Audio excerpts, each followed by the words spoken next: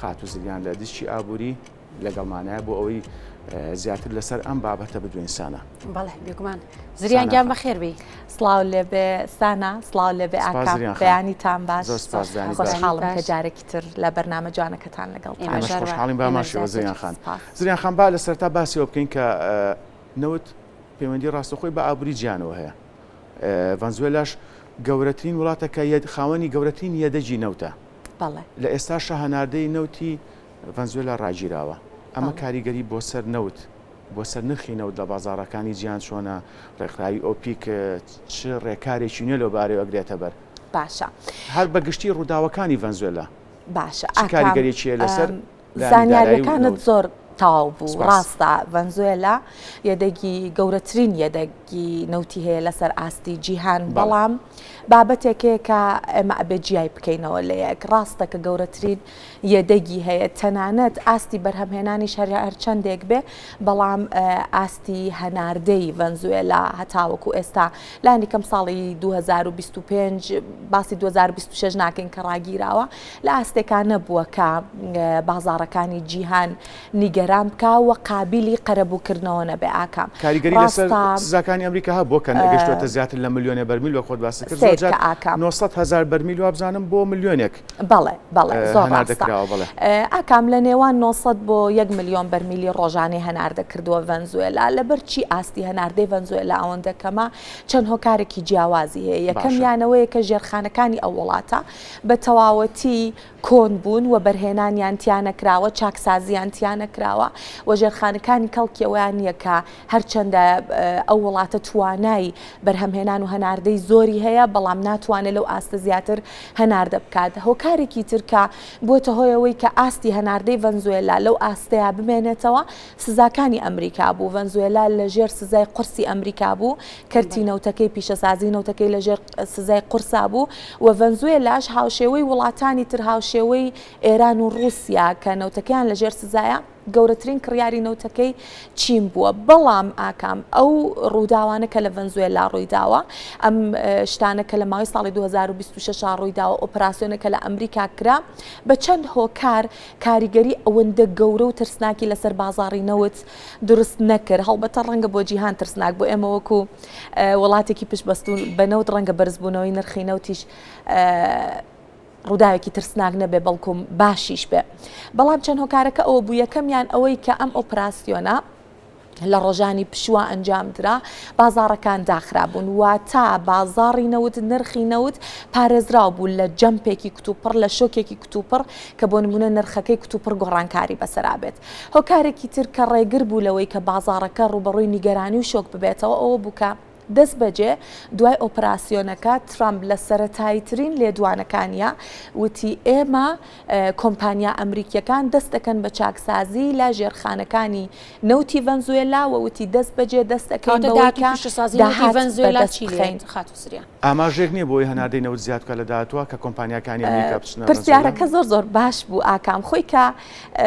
هەناردەی وڵاتێک ڕائەگیرێ بێتە هۆی بەرزبوونەوەی نرخی نەوت، بەڵام دیسانەوەمەش بە چەند هۆکارێک ڕووی نەدا، لەبەرەوەی کە یەکەم وەکو پێم وتی ترامپ هەر لە سەرەتاییترین لێدوانەکانیا وتی دەست دەکەین بە چاکسازی و بەرهەمهێنان و هەناردەی نەوت لە وڵاتە، کەوایە گومانی ئەوە ئەکرێت تەنانەت لەمە بەدووە هەناردەی ڤەنزوێلا زیادیش بکە، لەبەرەوەی کە ئیتر ئەمریکا دەست بەسەر کەرتەکەی ئەگرێەوە ئەبێتە نەک نابێتەوە کاری بەرزبوونەوە، ئەبێتەوە کاری دابەزینی نرخی نەوت وەکو داهاتووی کەرتی نەوتی ڤەنزوێلا سانا. ڕەنگە هێشتا هەرچەند ترامپ وەکوتم دیسان لە لێدوانەکان یاوتوێت ئێمە سزاکانمان بۆ کەرتی نەوتی ئەو وڵاتە بەردەوامە بێ، بەڵام مادام ئەمریکا بۆ خۆی بەڕێوەبردن بۆ کەرتی نەوتی ئەو وڵاتە بکە، بۆ خۆی بەرهەمهێنان و هەناردە بکە، بەڵێ پێشبینیەوە کرێت کە ئاستی هەناردەی وڵاتە بەرز بێتەوە بێتە هۆی دابەزینی نرخی نەوت کە هەر پێش ئەم ڕووداوەش بازار پێشبینی بۆ کرد کە لەم ساڵە زیادی خستنە ڕوومان هەبێت و پێشبینی بۆ دابەزینی نرخی. ئەمە نابێ بە داڕمانی ئابووری هەندێک وڵات لە دوێ ئەو ڕووداوانەوە با لە وشەی داڕمان، ینی وشەی داڕمان بەکارنێنی لەبەرەوەی کە خۆی ئەمە ڕەنگە وشەیەکی هەندێک قورس بێ، بە تایبەتی ئێمە وەکو عێراق کە وڵاتێکی بە زۆری پشتمان بە ئابووری نەوت بەستووە، بەڵێ کاریگەری زۆر ئەبێت بە تایبەتی لەسەر ئابووری عێراق. سریان کاتی ئەڵێن داڕمان نەوت لە $70 بۆ نمونە عێراق بە نمونە وەرگری لە $70 بێ بە $40 ئەمە داڕمان نییە؟ وەڵاهی سانا پێشبینی $50 و $55 کراوە. ئاژانسی وزەی ئەمریکا پێشبینی کردووە لە ساڵی 2026 پێش ئەم ڕووداوە پێشبینی کردووە کە نەوت $50-55 بەخۆیە ببینێتەوە. کارەکەی چیە؟ لە بەروی کەوتم زیادەی خستنەڕۆ هەیە و کە زیادەی خستنەڕۆ هەیە خواست کەم بۆتەوە پێشکەوتنی ئابووری چین وەکو پێشبینیەکان نەبووە لە ئەوروپا بەهۆی ئەوەی کە وزەی خاوێن پەرەی سندووە خواست لەسەر نەوت کەم بۆتەوە و بۆیە لەگەڵەوەیە کە خستنەڕۆ بەرز ئەبێتەوە خواست کەم ئەبێتەوە ئەمەش نرخی نەوتدا بەزێنێت بەڵێک کاریگەری لەسەر ئابووری عێراق دروست دەکات. زریان خان بە پێی قسانی تۆ بێت ئەم ڕووداوانی کە لە ڤەنزوێلا بووە ئەم پەرەسەندانی کە لە ڤەنزوێلا بووە کاریگەری ڕاستەخۆی ئەبێ بۆ سەر پیشەسازی نەوت لە عێراق و ڕۆژهەڵاتی ناوەڕاست بەگشتی؟ ئاکام لەسەر پیشەسازی نەوتەکەی نا بەڵام لەسەر ئابوووریەکەی بەڵێ بە زۆری لەبەرەوەی کە نرخی نەوت دابەزی عێراق سەدا 90 تقریبان سەدا 90 پشتی بە ئابووری نەوت بەستووە تەنها سەدا 11 ئابوووریەکەی نانەوتیە بۆیە ئەگەر بێت و نەوت لەو ئاستەیە داببەزێت ئاکام ڕوبەڕووی کورتێنانی گەورە ئەبێتەوە لە بودجەیە کورتێنانی لە بودجەیە بەواتای زۆربوونی هەڵاوسانە بەواتای گرانبوونی نرخی شمەک و کەلوپەلا بەواتای دابەزینی بەهای دراوی نیشتیمانیە ئەمە هەمووی بێتە قەیران بۆ عێراق لە بیرمان نەچێت ئاکام ساڵی 2025 نەوت لە نێوان بۆ نمونە $68 و 60 با بڵین بۆ $70 یاری ئەکرد تەنانەت ئەم نرخەش بۆ نەوت بۆ عێراق بەس نەبوو ئەم ساڵیش عێراق ڕوبەڕووی کورتێنانی بودجە بووە کە ئەگەر بارودۆخەکە برە ئەو ئاراستەیە ئەڕەوات بڕوات کە هەموو ئاژانسا بەنێوبانگەکان پێشبینی بۆکەن بەڵێ عێراق ساڵێکی قورسی لە بەردەمە بێ لە 2026 ئەگەر بێت و نرخی نەوت لەو ئاستەیە کە پێشبینیە کرێت داببەزێت. دەستی خۆش بێت. جا دواتر درێژە بە قسە و باسەکانمانین خات و زیران گرافیکێکت بۆ ئامادە کردین بە ورد و درشتی بۆمان باس بکەی ئێمە سوپاس دەکەین لەسەر ئەم گرافیکە. بەڵێ بەسەر چاوت خۆش بێت. فەرموو.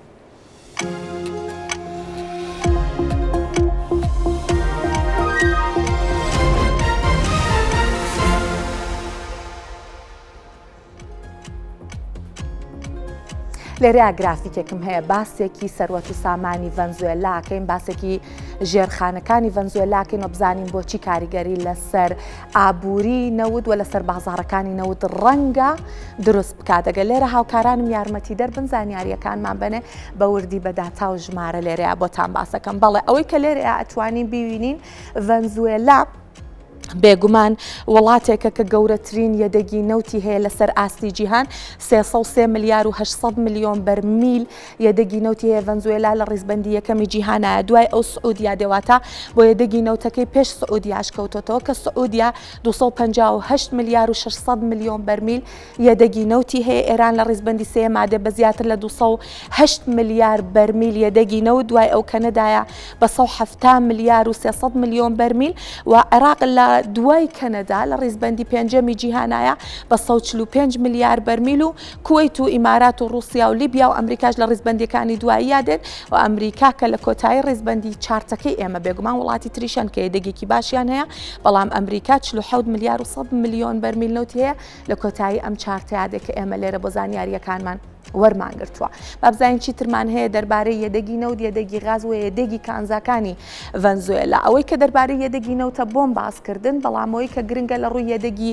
نەوتەوە 117 هەموو یەدەگی نەوتی جیهان لە ڤەنزوێلا یەکەمە لەسەر ئاستی جیهان بەڵام یەدەگێکی غازی سروشتی باشیش هەیە ڤەنزوێلا 200 تریلیۆن پێسێجا یەدەگی غازی هەیە لە ڕیزبەندی 34ەمی جیهانایە ئەمانە هەموو باس لە پێگە و لە گرنگی ڤەنزوێلاکەن لە ئابووری جیهان و لە بازاڕەکانی جیهانە لە ڕووی بەردی ئاستنەوە کە ئەمەش کانزایەکی گرنگە بۆ ئابووری جیهان 4 ملیار تۆن بە بەهای 600 ملیار دلار یەدەگی هەیە یەدەگی زێڕیشی هەیە ڤەنزوێلا کە گەورەترین یەدەگی زێڕی ئەمریکای لاتینی هەیە 8,000 تۆنە خەڵوزی بەردینیش کە هەرزانترین سوتەمەنیا لە ئێستا لەسەر ئاستی جیهان 500 میلیۆن تۆنی هەیە بەڵام هەندێک کانزای استراتیژیش هەیە کە هەتاوکو ئێستا دەستی لێ نەدراوە ڤەنزوێلا جگەل لە سزاکانی ئەمریکا بەدەست خراپی بەڕێوەبردنیشەوە ئەناڵێنێت کە ئەم خراپی بەڕێوەبردنە بۆ هۆکاریەوەی کە هەموو جمگە ئابوووریەکانی بە شێوەیەکی باش بەکارنهێنێت یەکێ لەو جمگانە جمگەی بێگومان کانزاکانە کە نیکڵ و مس و فۆسفاتەکانی هەیە کە بە هیچ شێوەیەک هەتاوکە ساگە نەڵێن بە هیچ شێوەیەکیش بەڵام لە ئاستێکی باشە کاری پێنەکراوە بەرهێنانی تیانەکراوە با زانیاری زیاتر هەر لەمبارەی وەربگرین دەربارەی ڤەنزوێلا و پێگەکەی توانە و بەرهەمهێنانی نەوتی ڤەنزوێلا ئەگەر بمێ بۆتان باس بکەم ئێستا لەگەڵ هاوکارەکانم باسی ئەومان کرد کە لە نێوان 900 بۆ 1 ملیۆن بەرمیلی ڕۆژانە نەوت هەنارداکە بەڵام ئەم وڵاتە ڕۆژانە 4 ملیۆن بەرمیل نەوت ئەتوانێ هەناردە بکە ئەمە گرنگیەکی یەکجار زۆری بۆ ئەمریکا هەیە و ڕەنگە ئەم کارەکە ئەمریکا کردوێتی ئەم ئۆپراسیۆنەکە کردوێتی تەنها پەیوەندی بە ئەو شتانەوە نەبێت کە خۆیان بۆ میدیای باز ئەکەن بێگومان کۆنتترۆلکردنی ڕکابەرەکان لە ڕێگەی نەوتیشەوە بابەتێکی ترە ئیتر دوای ئەم ڕووداوە ئەکرێ بڵین کە ئۆپیک پلاس تەنها دامەزراوەیەک نییە کە بتوانێت نرخی نەوت و بازاڕی نەوت کۆنتترۆل بکە هەر پێش ئەمەش ئیتر ئۆپیک پلاس وەکو جاران نەی ئەتوانی گۆڕانکاری لە بازاڕەکانە دروست بکە لە بەرەوەی کە ئەمریکاش بۆ خۆی ئێستا یەکێکە لە گەورە بەرهەمهێنەرانی نەوت لەسەر ئاستی جیهان بەڵام ئەوەی کە بەرهەمی هێناوە زۆرترین ئاستێک کە ڤەنزوێلا لە نەوت بەرهەمی هێنا بە ساڵی 1997 بووە کە 3 ملیۆن و 450 هزار بەرمیلی ڕۆژانەی بەرهەم هێناوە ساڵی 2020 390 هزار بەرمیلی ڕۆژانەی بەرهەم هێناوە کە ئەمە کەمترین ئاست بووە کە ئەو وڵاتە بەرهەمی هێنابێت با باسێکی هەناردەی نەوتی ڤەنزوێلاش بکەین لە بەرەوەی کە هەناردا بابەتێکی زۆر جیاوازە لە بەرهەمهێنان هەناردا ئەو نەوتەیە کە ئەچێتە بازاڕەکانی جیهان و گۆڕانکاری لە نرخی جیهانی نەوت دروست دەکات لە ساڵانی ڕابردووە ساڵی 2023 ڕۆژانە 783 هزار بەرمیلی هەناردە کردووە ساڵی 2024 بۆ 952 هزار بەرمیلی ڕۆژانە بەرز بووەتەوە ساڵی 2025 سەرەتاکانی تقریباً گەیشتووەتە 1 ملیۆن بەرمیلی ڕۆژانەمە هەمووی دەری ئەخات کە ڤەنزوێلاش ئیتر ئاشنا بووە کە چۆن بتوانێت خۆی لە سزاکان دەرباز بکە و ساڵی 2025 کۆتاییەکانی بۆ 1 ملیۆن و 140 هزار بەرمیل هەناردەی نەوتەکەی بەرز بووەتەوە با بزانین زیاتر لەم بارەیەوە چیمان هەیە و چیمان پێڵەن چارتەکان هەناردەی ڤەنزوێلا لە ساڵانی 1970 بۆ 2024 بەپێی داتاکانی ئۆپیک پلاس بێگومان ئابەم شێوەیە بووە لە چارتەکەیە زۆر بەڕوونی ئەتوانین ببینین لە نێوان ساڵانی 2013 هەتاوەکو 2014 و 15 بە تقریبی بەرز بۆتەوە لەوە دوا بەردەوام دابەزینی تۆمار کردو 2020 و 2021 و 2022 تقریبا لە یەک ئاستا ماوەتەوە بەڵام لە دوای ئەوە وردە بەرز بۆتەوە هۆکارەکەش یەوەیەکە بۆ نمونە چین وڵاتێکەکە زۆر هەوڵەدا نەوتەکەی لە وڵاتانی سزادراوە بکرێت لە بەرەوەی کە نەوتێکی هەرزانی دەست پێوە بۆ پیشە سازێکم هەلەی قۆستوەتەوە و ئامەش بۆتەوە ئەوەی کە هەناردەی ئەو وڵاتە بەرز ببێتەوە بەڵام ئەگەر باسی زۆرترین هەناردەی ڤەنزوێلا بکەین ساڵی 2025 بووە 900 هزار بەرمیلی ڕۆژانە و تێکڕای 2024 605 هزار بەرمیلی ڕۆژانە بووە کە بەراورد بە ساڵی 2023 سەدا 15 بەرزبوونەوەی تۆمار کردووە. با بچینە لای زانیاریەکانی ترمان کڕیارانی نەوتی ڤەنزوێلا سەرەتا چینە وەکوتم چین زۆرتر تاوەیاتە نەوتی وڵاتانە کە زان لەسرە بە داشکاندن بە نرخێکی هەرزانێک ڕە 180 نەوتی ڤەنزوێلا بە چینە فرۆشێت بڕێکی کەمیشی بە کوبا و ئەمریکا و ئەوروپا بە شێوەی نەوت و بەرهەمی نەوتی فرۆشتەوە داهاتی نەوتی ئەو وڵاتەش بە چاوی کە گەورەترین یەدەگی جیهانی هەیە بەرچاو نیە 17 ملیار و 500 میلیۆن دلار داهاتەکەی بووە لە ماوەی ساڵی 2024 جا پشکی نەوتیش لە ئابووری ئەو وڵاتە بەردەوام دابەزیوە ساڵی 2019 188 ئابووری ئەو وڵاتە پشتی بەنەوت بەستووە سەدا بڵێن 2000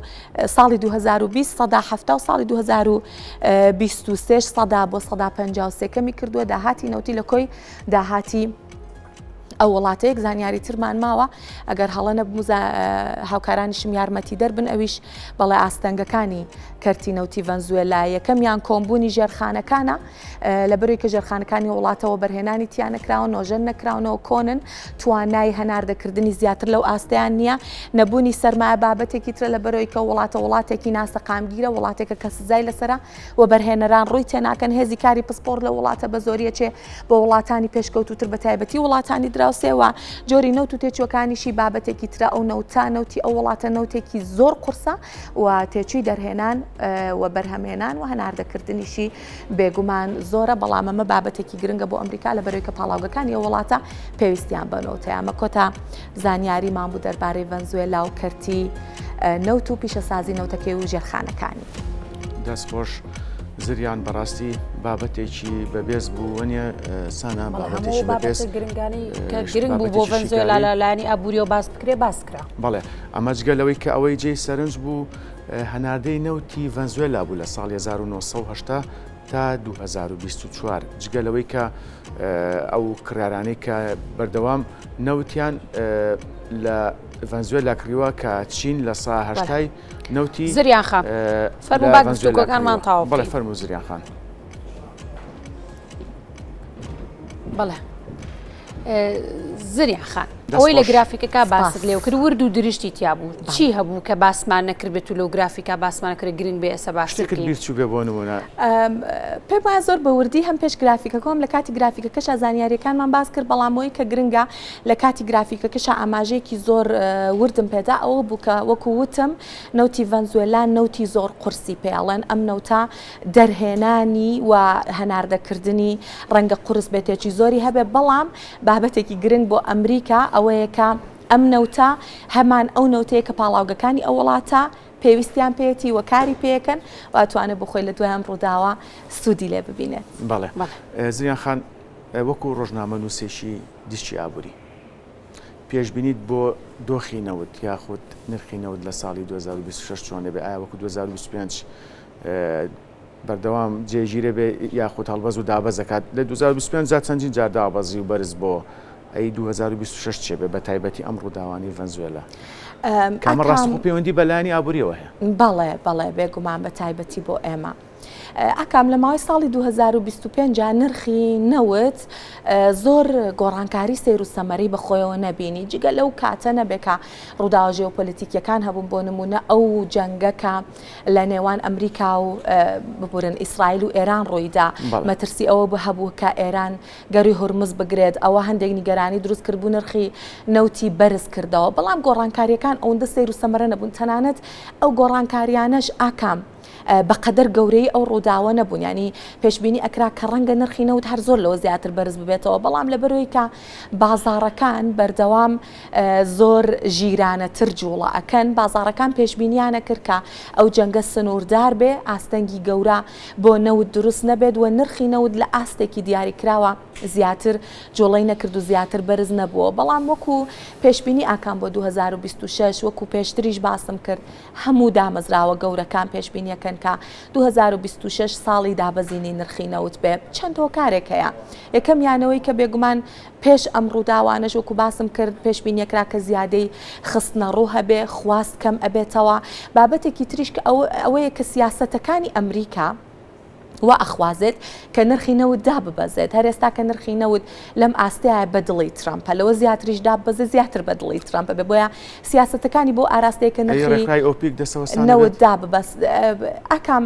وەک دەستەوەستانی ڕێکخراوی ئۆپیک ئیتر ئەو پێگەی جارانی نەماوەکە بە دڵی خۆی بتوانێت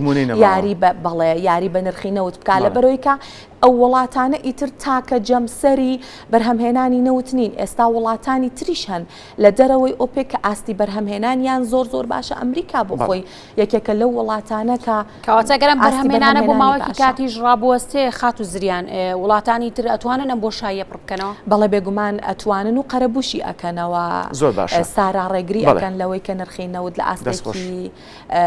زۆرا بەرز بێتەوە لەبەرەوەی کەوتم سیاسەتەکانی ئەمریکا بەرەوە ئاراستەیە سپاس